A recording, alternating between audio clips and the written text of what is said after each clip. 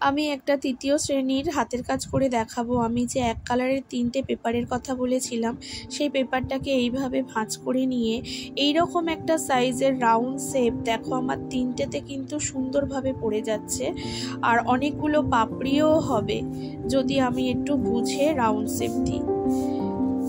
এরপরে কাঁচির সাহায্যে আমি কেটে নেব। আমি একসাথে 3টে পেপার কাটছি, তোমরা চাইলে একটা একটা করে পেপার কাটতে পারো। তো আমার কিন্তু অনেকগুলো পাপড়ি হবে, যেহেতু আমি শেপটা রাউন্ড শেপটা এই রকম সাইজের নিয়েছি। এরপরে ফুলটাকে এইভাবে মুড়ে নিয়ে মিডিল পোর্শনে সুন্দর করে একটা আঠার সাহায্যে এইভাবে মুড়ে নিতে হবে। একদিকটা সরু দিক থাকবে আর একদিকটা কিন্তু খোলা দিক, ঠিক এইভাবে। এরপরে আরেকটা যে পেপারের কথা আমি বলেছিলাম, সেই পেপার যে রাউন্ড শেপ আমি দিয়েছিলাম তার থেকে একটু ছোট রাউন্ড শেপ করে আমি কাটিং করে নেব। এই শেপটা কিন্তু থাকবে ফুলের মাঝখানেও থাকবে, আর এর ওপরেই কিন্তু ফুলটাকে বানানো হবে, মানে পাপড়িগুলোকে এর ওপরেই লাগানো হবে। দুটো কাজে আমি ব্যবহার করব। তো প্রথমে আমি একটা নিয়ে তার উপরে আঠা নিয়ে পাপড়িগুলোকে, খোলা মুখগুলোকে ওপরের দিকে করে আটকে নেব। এইভাবে খোলাগুলো কিন্তু ওপরে থাকবে। মনে রাখবে এই পাপড়ির গাগুলো যেন একটার সাথে একটা লেগে থাকে, ফাঁকা থাকলে কিন্তু দেখতে ভালো লাগবে না। তাই যতটা পারবে ঘন করার চেষ্টা করবে।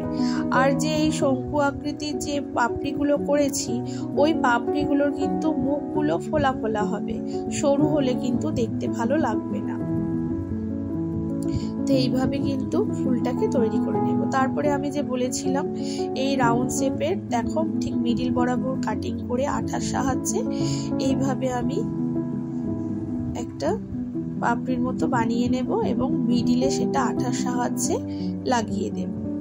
তোমরাও ঠিক এইভাবে লাগিয়ে নেবে। এরপরে আমি প্রতিটা গ্যাপে গ্যাপে আমি আঠা লাগিয়ে নিয়ে তার মধ্যে চুমকি বসিয়ে দেবো। তোমরা চাইলে ফুলের পাপড়ির ওপরেও একটা রাউন্ড শেপ অনুযায়ী চুমকিগুলো লাগিয়ে নিতে পারো। আমি এরকম ভাবে ডেকোরেশন করেছি চুমকির সাহায্যে। তোমরা চুমকির ডেকোরেশনটা নিজের পছন্দ অনুযায়ী করতে পারো, অসুবিধা নেই। প্রসেসটা থাকবে এটাই। এইভাবে 3টে ফুল করে নেওয়ার পরে আমি যে একটা কালারের কাগজের কথা বলেছিলাম, সেই একটা কালারের কাগজে এইভাবে ভাঁজ দিয়ে কাঁচির সাহায্যে লম্বা লম্বি কাটিং করে নেব ঝালর করার জন্য। তারপরে সবথেকে ছোট রাউন্ড শেপ দিয়ে আগের প্রসেসের মতো কাটিং করে ওই ফুলের আকারে বানিয়ে নেব ছোট ছোট এইভাবে। এরপরে ফুল 3টেকে আমি উল্টো করে নিয়ে, দেখো সেলো টেপের সাহায্যে আমি কিন্তু ওগুলোকে আটকে নেব। একটু বেশি করে সেলো টেপ ব্যবহার করলে ফুলটা কিন্তু একে অপর থেকে ছেড়ে যাবে না।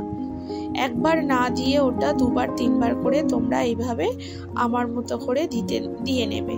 তাহলে দেখবে ফুলগুলো একে অন্যের সাথে আটকে থাকবে, ঝরে পড়ে যাওয়ার ভয় থাকবে না।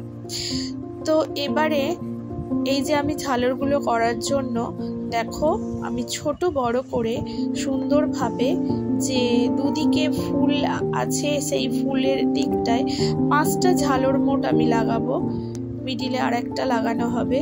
তো আমি এইভাবে আগে এগুলোকে আঠার সাহায্যে, সেলোটেপের সাহায্যে বা কাগজে আঠার সাহায্যেও লাগাতে পারি, অসুবিধা নেই, তোমরাও সেটা করতে পারো। আমি তো সেলোটেপের কথা বলেছি, তাই তোমরা সেলোটেপ দিয়েও লাগাতে পারো। তারপরে কি করব, ওই যে মিডিল বরাবর ওখানেও আর একটা ঝালর ছোট থেকে বড় করে সাজিয়ে নেব। দেখবে ফুলগুলো যেন উল্টো করে এই ঝালরগুলো লাগানো হয়, সোজা করে লাগালে কিন্তু ফুলটা দেখতে ভালো লাগবে না। এরপরে আমি সুতোটাকে, যেটা উপরের দিকে একটা ফুল আছে তার উপরে সেলোটেপের সাহায্যে লাগিয়ে নিলাম।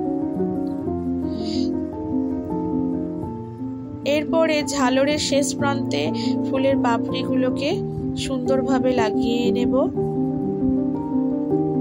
তারপরে যে ছোট্ট রাউন্ড শেপের মতো যেগুলো আমি করলাম, সেগুলো ফুলের পাপড়ির ওপরের দিকটা আঠার সাহায্যে ওগুলো লাগিয়ে নেব ঠিক এইভাবে। এরপরে যে গ্যাপগুলো যেরকমভাবে পাপড়ির মধ্যে চুমকি বসিয়েছিলাম ঠিক সেম প্রসেসেও এখানেও চুমকিগুলো লাগিয়ে নেব। মনে রাখতে হবে আমি যেরকমভাবে তোমাদের বানাতে বলেছি প্রসেসটা থাকবে ওই রকম, কিন্তু চুমকির ডেকোরেশনটা তোমাদের পছন্দ অনুযায়ী করবে। ঝালরের মাঝ বরাবর আমি একটা করে চুমকির শেপ দিয়েছি, তোমরা চাইলে ওখানে আরও 2-3টে করে চুমকি বসিয়ে নিতে পারো, দেখতে ভালো লাগবে। ঠিক এইভাবে মনে রাখবে পরীক্ষাতে তোমাদের 2টো বাড়ি থেকে করে আনতে হবে, আর এখানে এসে কিন্তু একটা বানাতে হবে, তারপরে অ্যাটাচ করতে হবে। ঠিক আছে, এটা মনে রাখবে।